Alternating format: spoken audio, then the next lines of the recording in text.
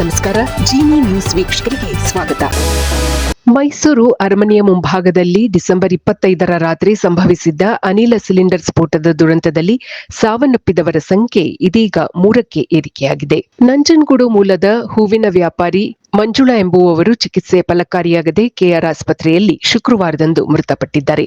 ಹಾಗೆಯೇ ಬೆಂಗಳೂರಿನ ಕಾಮಾಕ್ಷಿಪಾಳ್ಯದ ಪ್ರವಾಸಿಗರಾದ ಲಕ್ಷ್ಮಿ ಸಹ ಶುಕ್ರವಾರ ತಡರಾತ್ರಿ ಆಸ್ಪತ್ರೆಯಲ್ಲಿ ಕೊನೆಯುಸಿರೆಳೆದಿದ್ದಾರೆ. ಉತ್ತರ ಪ್ರದೇಶ ಮೂಲದ ಬಲೂನ್ ಮಾರಾಟಗಾರ ಸಲೀಂ ಈಗಾಗಲೇ ಸ್ಥಳದಲ್ಲಿಯೇ ಸಾವನ್ನಪ್ಪಿದ್ದರು. ಡಿಸೆಂಬರ್ 25ರ ರಾತ್ರಿ 8:30 ಸಮಯದಲ್ಲಿ ಅರಮನೆಯ ಜಯಮಾರ್ತಾಂಡ ದ್ವಾರದ ಬಳಿ ಬಲೂನ್ ಮಾರಾಟಗಾರ ಬಲೂನ್ಗಳಿಗೆ ಗ್ಯಾಸ್ ತುಂಬಿಸುತ್ತಿದ್ದಾಗ ಈ ಅವಘಡ ಸಂಭವಿಸಿತು. ಸಿಲಿಂಡರ್ ಮೇಲೆ ಅತಿ ಹೆಚ್ಚಿನ ಒತ್ತಡ ಬಿದ್ದಿದ್ದರಿಂದಾಗಿ ಸಿಲಿಂಡರ್ ಏಕಾಏಕಿ ಸ್ಫೋಟಗೊಂಡಿತ್ತು. ಮೈಸೂರು ಅರಮನೆ ಅತಿ ಹೆಚ್ಚು ಭದ್ರತೆ ಇರುವ ಪ್ರವಾಸಿ ತಾಣವಾಗಿರುವುದರಿಂದ ಇದೀಗ ಘಟನೆ ನಡೆದ ಸ್ಥಳಕ್ಕೆ ರಾಷ್ಟ್ರೀಯ ತನಿಖಾ ಸಂಸ್ಥೆ ಅಂದ್ರೆ ಎನ್ಐಎ ಅಧಿಕಾರಿಗಳು ಭೇಟಿ ಕೊಟ್ಟಿದ್ದಾರೆ. ಪ್ರಾಥಮಿಕ ವರದಿಗಳ ಪ್ರಕಾರ ಬಲೂನ್ ತುಂಬಲು ಹೀಲಿಯಂ ಬದಲಿಗೆ ಅಪಾಯಕಾರಿ ರಾಸಾಯನಿಕಗಳನ್ನು ಬಳಸಿ ಮನೆಯಲ್ಲಿಯೇ ಗ್ಯಾಸ್ ತಯಾರಿಸುತ್ತಿದ್ದು ಸ್ಫೋಟಕ್ಕೆ ಕಾರಣವಾಗಿರಬಹುದು ಎನ್ನಲಾಗಿದೆ. ರಾಜವಂಶಸ್ಥ ಯದುವೀರ್ ಒಡೆಯರ್, ಜಿಲ್ಲಾ ಉಸ್ತುವಾರಿ ಸಚಿವ ಡಾ ಎಚ್.ಸಿ. ಮಹದೇವಪ್ಪ, ಬಿಜೆಪಿ ಶಾಸಕ ಶ್ರೀವತ್ಸ ಅವರು ಆಸ್ಪತ್ರೆಗೆ ಭೇಟಿ ನೀಡಿ ಗಾಯಾಳುಗಳ ಆರೋಗ್ಯ ವಿಚಾರಿಸಿದರು.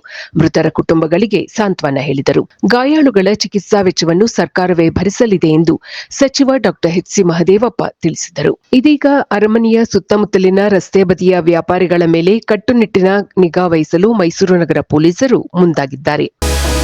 ಇದು ಈ ದಿನದ ಸುದ್ದಿಗಳು. ನಿರಂತರ ಸುದ್ದಿಗಳಿಗಾಗಿ ವೀಕ್ಷಿಸುತ್ತಿರಿ ಜೀನಿ ನ್ಯೂಸ್. ನಮಸ್ಕಾರ.